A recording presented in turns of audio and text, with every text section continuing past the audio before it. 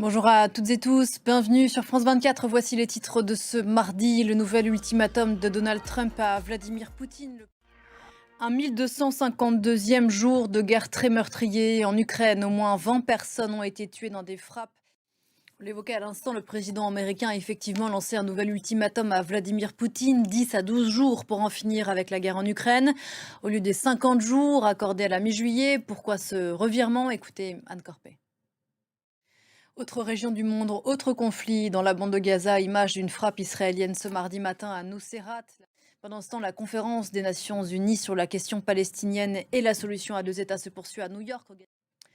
Un cessez-le-feu très fragile en Asie entre le Cambodge et la Thaïlande. Il est entré en vigueur cette nuit, heure locale, après 5 jours d'affrontements meurtriers à la frontière disputée entre les deux pays, affrontements qui ont fait plusieurs dizaines de morts. Mais sur le terrain, les tensions restent extrêmement fortes. Marc Pope.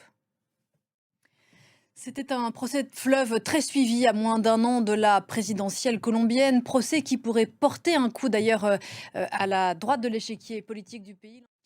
Ces images impressionnantes de la région de Pékin en Chine, les pluies diluviennes qui frappent le nord du pays, depuis quelques jours ont fait 30 morts. Les Turcs, eux, aimeraient bien voir la pluie arriver car c'est une vague de chaleur inédite qui fait suffoquer leur pays, 50 degrés Celsius par endroit. Une chaleur et des vents qui attisent les incendies dans la région de Bursa, au nord. Regardez.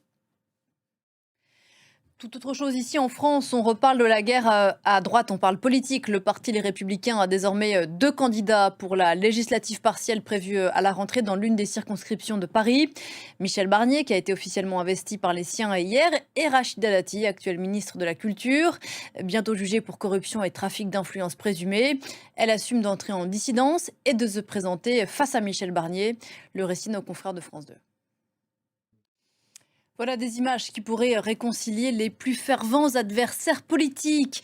Celle des dernières naissances aux Eaux de Beauval, l'un des plus grands de France. Des naissances qui s'enchaînent depuis quelques semaines. Regardez, c'est cadeau. Voilà, on se retrouve dans un quart d'heure pour la suite de l'info en continu.